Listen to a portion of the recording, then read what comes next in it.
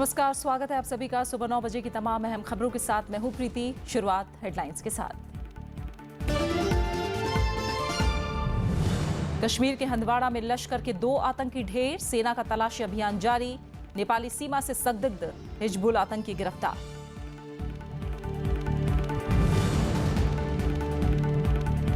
बस्तर में नक्सलियों की पुलिस से मुठभेड़, मारा गया 16 लाख का इनामी कमांडर। कई हिंसक वारदातों में था शामिल।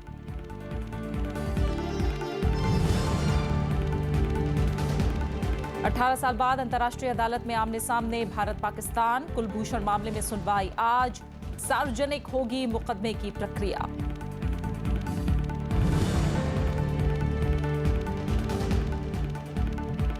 अंडमान निकोबार पहुंचा दक्षिण पश्चिम मानसून। मौसम विभाग को समय पर केरल पहुंचने की उम्मीद। 1 जून को देगा दस्तक।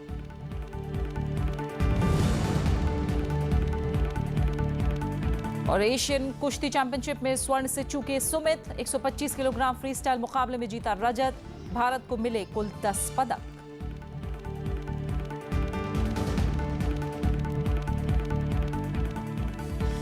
कुपवाड़ा में सुरक्षा बलों ने 2 आतंकियों को ढेर कर दिया है। आतंकियों के छिपे होने की खबर के बाद इलाके में सर्च ऑपरेशन चलाया गया था। मुठभेड़ में दोनों आतंकियों को मार गिराया गया। उधर पाकिस्तान ने कल राजौरी जिले में सीमा की चौकियों और रिहायशी इलाकों को निशाना बनाकर गोलीबारी की। भारतीय सेना ने भी इसका माकूल जवाब दिया।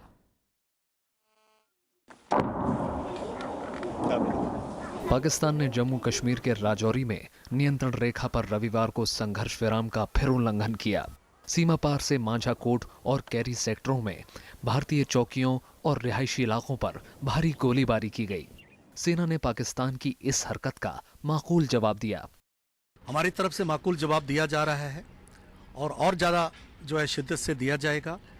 और जो उग्रवादियों को जो है वो इनकरेज कर रहा है, चाहे कश्मीर में है या बाकी जगह, उसका भी पूरा कॉम्प्रिहेंसिव प्लान बना है और उसको लागू भी किया जा रहा है। आने वाले वक्त में इसके ऊपर भी जो है अंकुश लगेगा। गोलीबारी को देखते हुए प्रशासन ने सीमा से सटे कई गांवों को खाली करा लिया है और करीब 1000 लोगों को सुरक्षित स्थानों पर भेज दिया है। नौशेरा में भी पाक गोलीबारी के खौफ में सैकड़ों लोगों ने राहत कैंपों में पनाह ली है। प्रशासन लोगों को हर मुमकिन मदद पहुंचा रहा है। सरकार की तरफ से जो भी है, हमारी एडमिनिस्ट्रेशन ने स्विफ्टली एक्ट करके लोगों को वहां से इवैक्यूएट किया और तकरीबन 1000 के करीब 978 लोगों को यहां पे इवैक्यूएट करके लाया है। 300 फैमिलीज के और उनको जितनी भी बेसिक फैसिलिटीज रिक्वायर्ड हैं, हमने तमाम फैसिलिटीज जो डिस्ट्रिक्ट एडमिनिस्ट्रेशन ने है वो यहाँ पे कायम की है। नेशनल कॉन्फ्रेंस के अध्यक्ष फारूक अब्दुल्ला ने कश्मीर के हालात और संघर्ष विराम उल्लंघन पर चिंता जताई है और पाकिस्तान के साथ बातचीत शुरू करने की सलाह दी है। क्योंकि बॉर्डर का तनाव बढ़ता जा रहा है, ये भी हमारे लिए कोई अच्छी बात नहीं है, क्योंकि ऐसी सूरत न बने कि युद्ध हो। इसलिए बातचीत का मसला जो है वो करना पड़ेगा, किसी न किसी तरीके से बातचीत को शुरू करना पड़ेगा। पिछले 4 दिनों से पाकिस्तान लगातार सीज फायर तोड़ रहा है। गुरुवार को नौशेरा में सीमा पार गोलीबारी में एक महिला की मौत हो गई थी। शुक्रवार को अरनिया इलाके में फायरिंग में बीएसएफ का जवान घायल हो गया था। शनिवार को नौशेरा में पाकिस्तान की गोलीबारी में 2 लोगों की मौत हो गई थी और कई घायल हो गए थे। पाक की तरफ से बहुत फायरिंग चल रही है यहाँ पे। एक्चुअली हमारा जो मकान थे वो गिर गए हैं, पूरी जो एनिमल्स वगैरह वो पूरे तबाह हो गए, डैमेज हो गए हमारे कमरे वगैरह।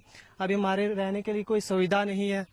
इधर कुपवाड़ा में सुरक्षा बलों ने रविवार को 2 आतंकियों को ढेर कर दिया। सेना के मुताबिक हंदवाड़ा इलाके में आतंकियों के छिपे होने की खबर मिलने के बाद यहां सर्च ऑपरेशन चलाया गया था। इस दौरान आतंकियों ने गोलीबारी शुरू कर दी। जवाबी कार्रवाई में दोनों आतंकी मार गिराए गए। Bureau report, Rajya Sabha TV. सशस्त्र बल ने उत्तर प्रदेश के महाराजगंज जिले से हिजबुल मुजाहिदीन का एक संदिग्ध आतंकी को गिरफ्तार किया है। पुलिस के मुताबिक पकड़ा गया आतंकी नसीर अहमद उर्फ सदीक हिजबुल मुजाहिदीन का सदस्य है। नसीर भारत नेपाल के सोनौली सीमा से कारोबारी बनकर घुसपैठ की कोशिश कर रहा था। नसीर को बनिहाल और जम्मू कश्मीर के आसपास के इलाके से आतंकियों से ट्रेनिंग मिली थी। रामबन जिले के बनिहाल इलाके में साल 2002 से नसीर आतंकी गतिविधियों में शामिल था। 2003 में वो पाकिस्तान चला गया था। सुरक्षा बलों की कोशिशों से नक्सल अभियान को बड़ा झटका लगा है। रविवार को बस्तर जिले में पुलिस बल ने मुठभेड़ में नक्सलियों के मुख्य सदस्य विलास को मार गिराया। विलास कई वारदातों में शामिल था। इसके अलावा झारखंड में कुख्यात नक्सली कुंदन ने पुलिस के सामने हथियार डाल दिए। दोनों पर ही इनाम घोषित था। छत्तीसगढ़ के बस्तर में पुलिस और नक्सलियों के बीच रविवार को हुई मुठभेड़ में इनामी नक्सली मारा गया, जिसकी पहचान नक्सल कमांडर विलास उर्फ कैलाश के रूप में हुई। विलास पर 16 लाख का इनाम था। ये मुठभेड़ बुरगम थाना क्षेत्र में हुई, जहां पुलिस और डीआरजी के जवान बुरगम के जंगलों में गश्त पर थे। जंगलों में नक्सलियों की मौजूदगी की खबर मिलने पर सशस्त्र बल और जिला आरक्षित बल की टुकड़ी ने संयुक्त रूप से गश्त अभियान शुरू किया था। इस दौरान पटेलपारा की पहाड़ियों पर घात लगाए नक्सलियों ने सुरक्षा बलों पर गोलीबारी कर दी। दोनों ओर से लगभग 1 घंटे गोलीबारी हुई। इस दौरान कई और नक्सलियों के घायल होने की भी खबर है। मुठभेड़ में मारा गया विलास बारसूर एरिया कमेटी का सेक्रेटरी था। पुलिस को नक्सली के पास से AK-47 राइफल और देसी पिस्तौल बरामद हुई है। बस्तर पुलिस इसे बड़ी सफलता मान रही है। इससे पहले शनिवार को भी नक्सल अभियान को बड़ा झटका लगा। झारखंड के सबसे खतरनाक माने जाने वाले नक्सली कुंदन पाहन ने रांची पुलिस के सामने सरेंडर किया। कुंदन पाहन पिछले कुछ वर्षों से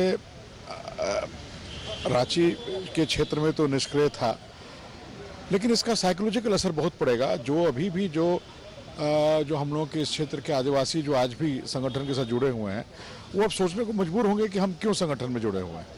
तो एक बहुत बड़ा बेनिफिट हम लोगों को इससे प्राप्त होगा। कुंदन पर 128 मामले दर्ज हैं और पुलिस ने कुंदन पर 15 लाख रुपए का इनाम घोषित किया था। कुंदन पूर्व मंत्री और तत्कालीन विधायक रमेश सिंह मुंडा की हत्या में भी शामिल था। सुकमा हमले के बाद से सुरक्षा बलों ने तकरीबन सभी नक्सली इलाकों में पेट्रोलिंग बढ़ा दी है। Bureau report, Rajya Sabha TV. सीमा पर चल रहे विवाद के बाद आज भारत और पाकिस्तान अंतर्राष्ट्रीय अदालत में आमने सामने होंगे। कुलभूषण जाधव मामले में सुनवाई होनी है। भारत ने कुलभूषण को पाकिस्तान की सैन्य अदालत की तरफ से दी गई फांसी की सजा के खिलाफ ICJ में याचिका दायर की थी, जिसके जवाब में इंटरनेशनल कोर्ट ने फांसी की सजा पर रोक लगा दी थी। पाकिस्तान की जेल में बंद भारतीय नागरिक कुलभूषण जाधव की फांसी की सजा के खिलाफ आज अंतर्राष्ट्रीय न्यायालय में सुनवाई होगी। ICJ के पीस पैलेस के ग्रेट हॉल ऑफ जस्टिस में जन सुनवाई होगी, जहां मामले पर दोनों पक्षों से अपना मत रखने को कहा जाएगा। भारत ने 8 मई को फांसी की सजा को रोकने के लिए नीदरलैंड की हेग स्थित अंतर्राष्ट्रीय अदालत में अपील की थी। अपील में भारत ने कहा कि पाकिस्तान ने पूर्व नौसैनिक अधिकारी से दूतावास संपर्क के लिए दिए गए 16 आवेदनों की अनदेखी करते हुए वियना संधि का उल्लंघन किया। इसके बाद अंतर्राष्ट्रीय न्यायालय ने न्याय प्रक्रिया पूरी होने तक सजा पर रोक लगा दी थी। दूसरी तरफ पाकिस्तान ने मामले में अंतर्राष्ट्रीय न्यायालय के किसी भी सवाल का जवाब उचित स्तर पर दिए जाने की बात कही है। पाकिस्तान का कहना है कि कुलभूषण जाधव को सैन्य अदालत ने कानूनी प्रक्रिया के बाद सजा सुनाई है। मामले में भारत ने कहा है कि कुलभूषण जाधव ईरान में अपना कारोबार कर रहे थे, जहां से उन्हें अगवा किया गया, लेकिन पाकिस्तान का दावा है कि उन्हें 3 मार्च 2016 को बलूचिस्तान से गिरफ्तार किया गया।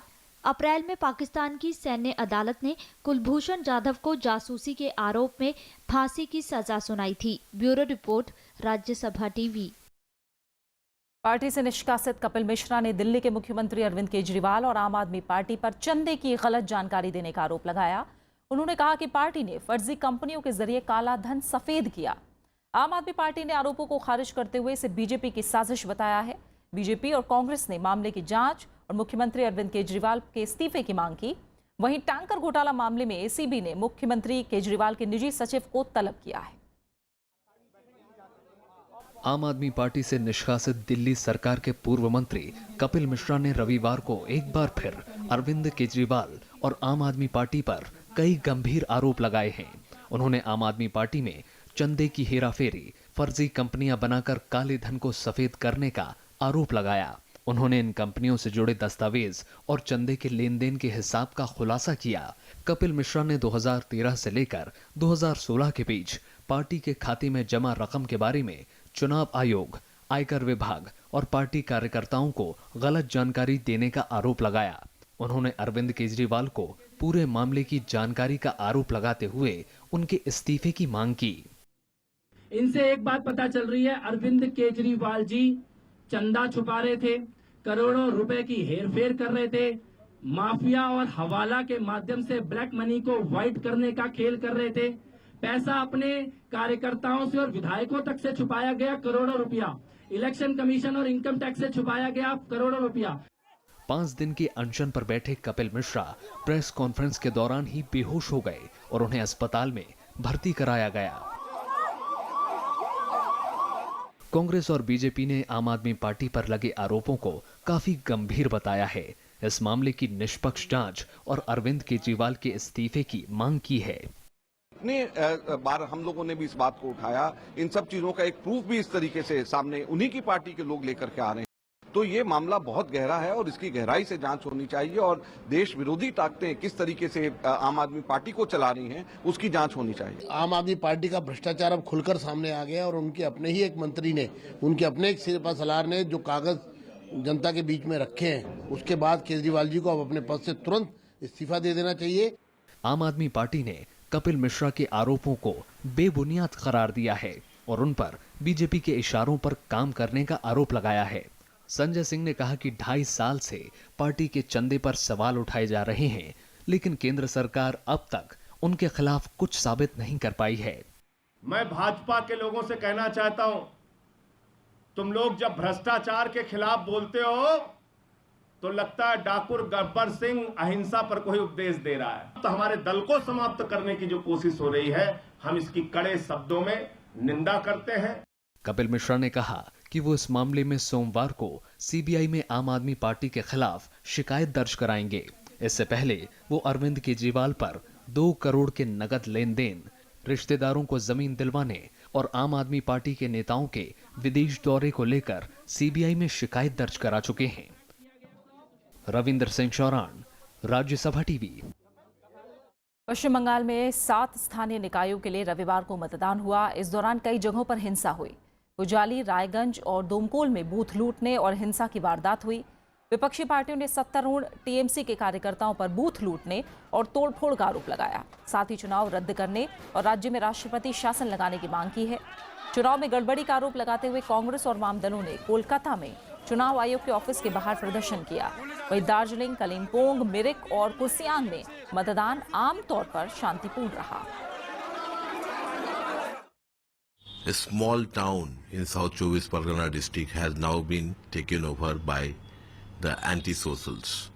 They are roaming Pujali, threatening people, and nobody is now being allowed to vote. Because the TMC goons are not allowing you to vote in the elections. I think under presidential rule, we should have an election and you would see that the TMC party and the government would be ousted. राष्ट्रपति प्रणब मुखर्जी ने खबरों में निष्पक्षता और सत्यता बनाए रखने पर जोर दिया है। एक कार्यक्रम में इसे बेहद जरूरी बताते हुए उन्होंने इस बात पर अफसोस जताया कि मीडिया में व्यवस्था के खिलाफ रुख को लेकर झुकाव है।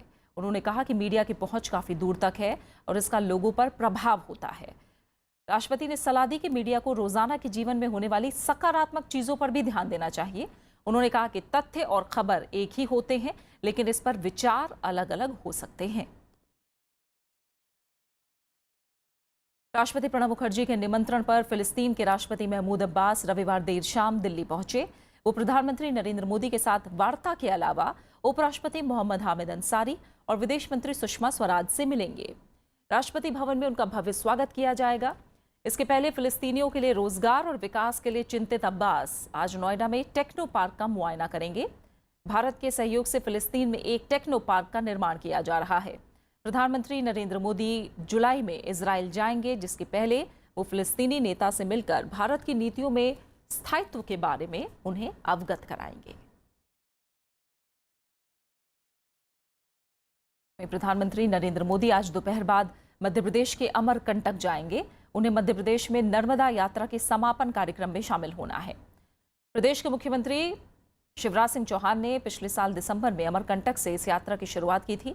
इस मौके पर प्रधानमंत्री नरेंद्र मोदी नर्मदा नदी के संरक्षण से जुड़े मिशन की शुरुआत करेंगे। मुख्यमंत्री इसके लिए तैयार की गई कार्य योजना प्रधानमंत्री को सौंपेंगे। अमरकंटक में होने वाले इस समापन कार्यक्रम में सभी पंचायत से लोग शामिल होंगे। यहाँ प्रधानमंत्री का एक जनसभा को संबोधित करने का कार्यक्रम भी है। इस इलाके में प्रधानमंत्री की ये पहली यात्रा है।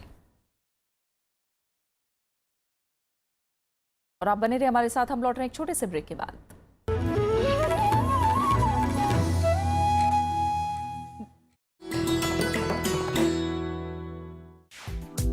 विजय लक्ष्मी पंडित, संयुक्त राष्ट्र महासभा की पहली महिला अध्यक्ष, देश की पहली महिला कैबिनेट मंत्री, भारतीय संविधान सभा की सदस्य, लोकसभा में फूलपुर सीट की नुमाइंदगी, संयुक्त राष्ट्र मानवाधिकार परिषद में देश का प्रतिनिधित्व।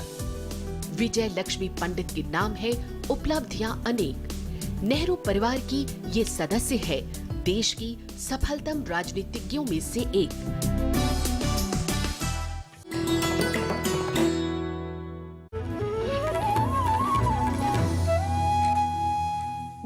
राष्ट्रीय इस्पात नीति में सरकार ने घरेलू क्षमता को बढ़ाने के साथ साथ मेक इन इंडिया पर भी जोर दिया है। सरकार ने 2030 तक इस्पात उत्पादन की क्षमता को करीब 7% बढ़ाने का लक्ष्य रखा है। हालांकि जानकार मानते हैं कि ये लक्ष्य काफी महत्वाकांक्षी है। देखिए हमारी खास रिपोर्ट। राष्ट्रीय इस्पात नीति में 2017 में घरेलू विनिर्माण को बढ़ावा देने पर जोर दिया गया है। 2030 तक उत्पादन को बढ़ाकर 300 मिलियन टन का लक्ष्य रखा गया है। साथ ही सरकार ने सरकारी परियोजनाओं में घरेलू इस्पात के इस्तेमाल को जरूरी कर दिया है। सरकार के इस लक्ष्य को जानकार महत्वाकांक्षी बताते हैं, वो भी ऐसे वक्त में जब घरेलू उद्योग कई तरह की कठिनाइयों के दौर से गुजर रहा है। चीन, जापान और दक्षिण कोरिया से आयात होने वाला सस्ता इस्पात इसमें सबसे बड़ी चुनौती है। हाल ही में बड़ी परियोजनाओं के लिए भूमि अधिग्रहण से हो रही परेशानी भी इसमें बड़ी बाधा है। Remains that land bill has not been passed. No new greenfield is coming in the country. POSCO has wound up. SR Mittal, ArcelorMittal has wound up. So basically, we are only envisaging all addition, which is around 200 plus million ton, in 10 years' time or maybe 13 years' time. With the greenfield, it is impossible. इस्पात में 3.13 लाख करोड़ के निवेश में तकरीबन 37% निवेश NPA हो चुका है। ये डाटा बैंकिंग सेक्टर के कुल एनपीए का तकरीबन 19% है।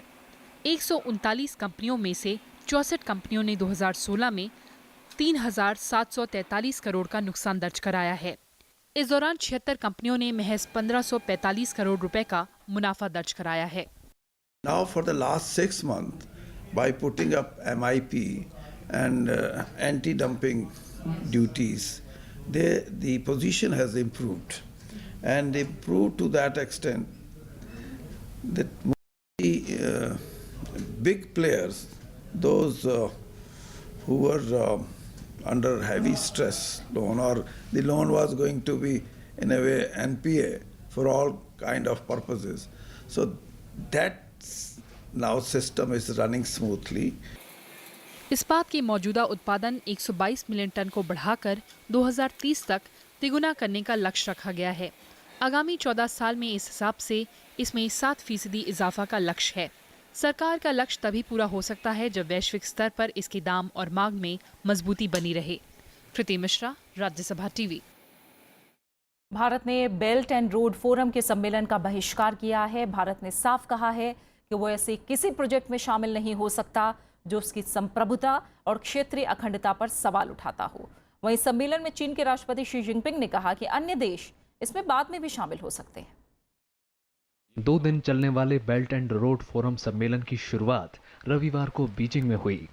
चीन के राष्ट्रपति शी जिनपिंग ने कहा कि दुनिया के देशों को अन्य देशों की संप्रभुता और मुख्य चिंताओं को ध्यान में रखना चाहिए। 发展是解决一切问题的总钥匙。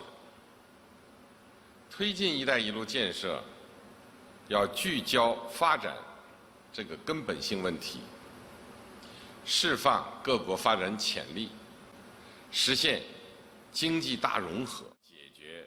भारत को भी चीन ने इस सम्मेलन में हिस्सा लेने के लिए न्योता दिया था, लेकिन भारत ने ये कहकर इस आमंत्रण को ठुकरा दिया कि चीन का ये प्रोजेक्ट कश्मीर से गुजर रहा है, जिसे भारत अपना अविभाज्य हिस्सा मानता है। भारत ने साफ कहा कि वो किसी प्रोजेक्ट में शामिल नहीं हो सकता जो उसकी संप्रभुता और क्षेत्रीय अखंडता पर सवाल उठाता हो। सुरक्षा मामलों के जानकार भी इसे चीन की चाल मान रहे हैं। Create a far greater degree of difficulty from India from the security point of view as otherwise, under the guise of better connectivity for better trade purposes. But that is a guise. The real intention is to threaten India. चीन के आमंत्रण पर belt और road सम्मेलन में 29 राष्ट्राध्यक्षों के अलावा 100 से अधिक देशों और अंतर्राष्ट्रीय संगठनों के प्रतिनिधि शामिल हुए हैं। संयुक्त राष्ट्र महासचिव एंटोनियो गुटेरेस ने चीन के इस प्रस्ताव की तारीफ की है। The Belt and Road Initiative has immense potential, running through Asia, Europe and Africa, and extended to the whole world. It is far-reaching in geography and in ambition. Bharat ने इसके पहले भी साफ साफ कहा है कि चीन का ये प्रोजेक्ट एक तरफा है और इसके बारे में उसकी नीयत साफ नहीं है। इसके लागत और इसमें आने वाले खर्च पर भी कई देशों ने पहले ही सवाल खड़े किए हैं। हालांकि इस सम्मेलन में रूस, ब्रिटेन और अमेरिका समेत कई देशों ने अपने प्रतिनिधि भेजे हैं, लेकिन देखना होगा कि चीन उन देशों को किस तरीके से इस प्रोजेक्ट में शामिल करने को तैयार करता है। अखिलेश सुमन, राज्यसभा टीवी। नेपाल में रविवार को स्थानीय निकाय के लिए पहले दौर का मतदान हुआ। इस दौर में 3 प्रांतों के स्थानीय निकायों के लिए वोट डाले गए। 20 साल बाद हो रहे स्थानीय चुनाव को लेकर मतदाताओं और उम्मीदवारों में खासा उत्साह दिखाई दिया। सुबह से ही केंद्रों पर लंबी कतारें लगी रहीं। प्रधानमंत्री पुष्प कमल दहल ने गृहनगर भरतपुर में वोट डाला। दूसरों नेताओं ने भी अपने अपने मतदान क्षेत्र में वोटिंग की। 7 बजे से शाम 5 बजे तक 71% मतदान हुआ और कई इलाकों से हिंसा की खबरें भी आई। दोलाखा जिले में गोलीबारी में एक व्यक्ति मारा गया। निर्वाचन आयोग ने 3 केंद्रों कावरे, कोलिकोट और दोलाखा जिलों में चुनाव स्थगित कर दिया है और अब इन तीनों केंद्रों पर मतदान की नए सिरे से घोषणा की जाएगी। पाकिस्तान की गृह मंत्रालय ने माना है कि हाफिज सईद जिहाद के नाम पर आतंकवाद फैला रहा है। न्यायिक समीक्षा बोर्ड को दी गई जानकारी में कहा गया है कि जमात उद दावा का सरगना हाफिज सईद और उसके 4 साथियों को आतंकवाद फैलाने के आरोप में हिरासत में ले लिया गया है। सईद नजरबंदी के खिलाफ अपील के लिए बोर्ड के सामने पेश हुआ था। बोर्ड ने गृह मंत्रालय को निर्देश दिया कि वो 15 मई को मामले की अगली सुनवाई के समय हाफिज और उसके सहयोगियों की गिरफ्तारी का पूरा रिकॉर्ड पेश करे। पाकिस्तान सरकार ने उसके खिलाफ कार्रवाई अमेरिका की साफ चेतावनी के बाद की थी। जमात उद दावा प्रतिबंधित आतंकी गुट लश्कर ए तैयबा का प्रमुख संगठन है। इमैनुअल मैक्रोन ने फ्रांस के राष्ट्रपति का पद संभाल लिया है। बेहद कम राजनीतिक अनुभव रखने वाले 39 साल के मैक्रोन देश के सबसे युवा राष्ट्रपति बने हैं। रविवार को शानदार समारोह में फ्रांस के नए राष्ट्रपति इमैनुअल मैक्रोन ने देश की कमान संभाल ली। शपथ के बाद मैक्रोन ने कहा कि फ्रांस ने जो सीखा है दुनिया को उसकी ज़रूरत है। उन्होंने कहा कि मुझे मिले बहुमत से फ्रांस के लोगों को खुद पर यकीन लौटेगा। फ्रांस की ताकत अभी खारिज नहीं हुई है। हम एक महान नए युग के कगार पर हैं। Présider la France, ce n'est pas seulement encourager et valoriser les territoires qui réussissent, c'est faire l'unité du pays en permettant à chaque commune, à chaque département, à chaque région de devenir aussi। पूर्व बैंकर मैक्रोन ने महज 5 साल पहले राजनीति में कदम रखा। 2 साल राष्ट्रपति फ्रांसवा ओलांद के साथ काम करने के बाद उन्होंने पिछले साल एन मार्श नाम की पार्टी बनाई और कुछ ही महीनों में छा गए। राष्ट्रपति मैक्रोन के सामने कई चुनौतियां भी हैं। सबसे बड़ी चुनौती जून में होने वाले संसदीय चुनाव में जनाधार को बचाए रखने की है। इसके अलावा शरणार्थियों की समस्या, सरकारी खर्च में कटौती, आतंकवाद, आंतरिक सुरक्षा और बेरोजगारी से निपटने की चुनौती भी मैक्रोन के सामने होगी। फ्रांस का प्रधानमंत्री कौन होगा, इसका ऐलान मैक्रोन आज कर सकते हैं। Bureau report, Rajya Sabha TV. खेल की दुनिया से अहम खबर। सुमित कुमार ने रविवार को एशियाई कुश्ती चैंपियनशिप के आखिरी दिन पुरुषों की 125 किलोग्राम फ्री स्टाइल स्पर्धा में रजत पदक जीता है। सुमित को उनके वर्ग के फाइनल में ईरान के मोहयोबी ने 6-2 से हराया। इससे पहले शनिवार को प्रतियोगिता में भारत के लिए खास दिन रहा था, जब भारत के लिए बजरंग पुनिया ने स्वर्ण जीता था। भारत ने इस चैंपियनशिप में कुल 10 पदक जीते हैं। इनमें 1 स्वर्ण, 5 रजत और 4 कांस्य शामिल हैं। इस साल एशियाई चैंपियनशिप में महिला पहलवानों ने काफी सराहनीय प्रदर्शन किया है और महिलाओं ने 3 रजत हासिल किए हैं। बात मौसम की। दक्षिण पश्चिम मानसून तय समय से 3 दिन पहले अंडमान निकोबार द्वीप समूह और दक्षिण अंडमान सागर में पहुंच गया है। दक्षिण पश्चिम मानसून के अंडमान निकोबार द्वीप समूह पहुंचने की सामान्य तारीख 17 मई है। मौसम विभाग ने उम्मीद जताई है कि केरल तट पर मानसून अपने तय समय पर दस्तक दे सकता है। केरल तट पर मानसून की पहुंचने की तारीख 1 जून है। इसी दिन से देश में बरसात का मौसम शुरू हो जाता है। असम के तेजपुर में चल रहे ग्रीन हब फिल्म समारोह के जरिए युवा फिल्मकार वाइल्ड लाइफ फिल्म की बारीकियां सीख रहे हैं। 3 दिनों के समारोह में जाने माने फिल्मकारों की फिल्मों का भी प्रदर्शन हो रहा है। इसमें संदेश दिया गया कि वन्य जीवों और जंगल के साथ ही विकास होना चाहिए। रविवार को ग्रीन हब फेस्टिवल का दूसरा दिन इन छात्रों के लिए खास रहा। दूसरे बैच के इन युवा फिल्मकारों को साल भर का कोर्स पूरा करने के बाद जब सर्टिफिकेट मिले तो उनकी खुशी देखते ही बनी।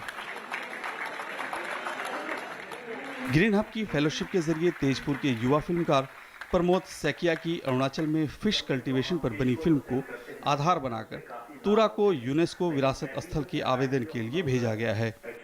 आगे बहुत यूजफुल होगा क्योंकि मैं फोटोग्राफी पहले करता था, अभी मुझे वीडियो भी इंक्लूड हो गया मेरी लाइफ में, तो वीडियो में बहुत कुछ सीख पाया, मैं एडिटिंग वगैरह भी सीख पाया, तो बहुत अच्छा होगा आगे।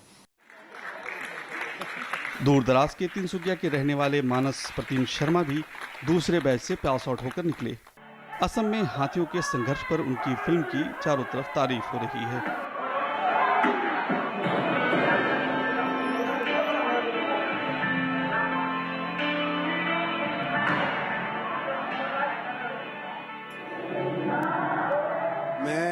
वीडियो का जो मीडियम है उसको कंजर्वेशन के लिए मैं यूज करना चाहता हूँ। मैं पहले डिब्रूसैखवा में काम करता था, तो वहाँ पे पोचिंग का बहुत ज्यादा प्रॉब्लम था, तो एक्चुअली मैं इसीलिए ही ग्रीन हब में आया था। तो वहाँ का जो प्रॉब्लम्स है वो मैं लोगों को दिखाना चाहता था, तो इसीलिए अभी नेक्स्ट जाके मैं उसी के ऊपर पोचिंग के ऊपर कुछ करने की कोशिश करूंगा। ग्रीन हब का मानना है कि छात्रों से मिले फीडबैक के आधार पर कई और आयामों को फेलोशिप ट्रेनिंग में शामिल किया जाएगा। It's very good to see how our fellows are improving because the last batch, जो भी last batch से निकले हैं, they are doing what they wanted to do. Now the second batch will be doing what they want to do it. So it's very nice to see and very good feeling to see whatever they wanted to do, they are doing that. So it's very good. Green hub में अब तीसरा batch training के लिए तैयार है। पूर्वोत्तर के राज्यों से 20 फेलो का हर साल चयन होता है। उन्हें ट्रेनिंग के साथ फेलोशिप भी दी जाती है। पूर्वोत्तर के दूर दराज के इलाकों से निकले इन युवा फिल्मकारों में कुछ ऐसे भी हैं जिन्होंने साल भर पहले न तो कभी कैमरे या फिर कंप्यूटर को हाथ लगाया था, लेकिन आज इस ग्रीन हब के प्लेटफॉर्म के जरिए वो विश्व के स्तर पर फिल्में बना रहे हैं, और न सिर्फ फिल्में बना रहे हैं बल्कि जैव विविधता और पर्यावरण को बचाने में भी योगदान देने के लिए तैयार हैं। तेजपुर में कैमरामैन प्रशांता के साथ पंचानंद मिश्रा, राज्यसभा टीवी। और बात खास शख्सियत की। भारतीय स्वतंत्रता संग्राम के प्रमुख क्रांतिकारी शहीद सुखदेव की आज जयंती है। उनका पूरा नाम सुखदेव थापर था। Sukhdev Hindustan socialist Republican association के साथ रहते हुए पंजाब और उत्तर भारत संगठित क्रांतिकारी इकाइयां बनाई। सुखदेव थापर ने नौजवान भारत सभा का गठन भी किया। आज़ादी की लड़ाई के दौरान जब लाला लाजपत राय की मौत का बदला लेने के लिए योजना बनी तो सुखदेव ने भगत सिंह और राजगुरु का साथ दिया। जेल में कैदियों के साथ अमानवीय व्यवहार के विरोध में सुखदेव हड़ताल में भी शामिल हुए। 23 मार्च 1931 को शहीद आजम भगत सिंह और राजगुरु के साथ सुखदेव ने हंसते हंसते फांसी का फंदा चूमते हुए मौत को गले लगा लिया।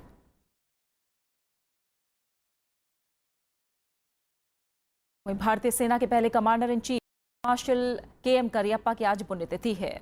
किपर के नाम से पुकारे जाने वाले करियप्पा सैम मानेकशॉ के अलावा फील्ड मार्शल के ऊंचे दर्जे तक पहुंचने वाले इकलौते भारतीय रहे। करियप्पा आज़ादी से पहले 1942 में एक यूनिट की कमान संभालने वाले पहले भारतीय अधिकारी थे। फील्ड मार्शल और बाद में पाकिस्तान के राष्ट्रपति बने कर्नल अयूब खान ने भी 1946 में करियप्पा के तहत काम किया।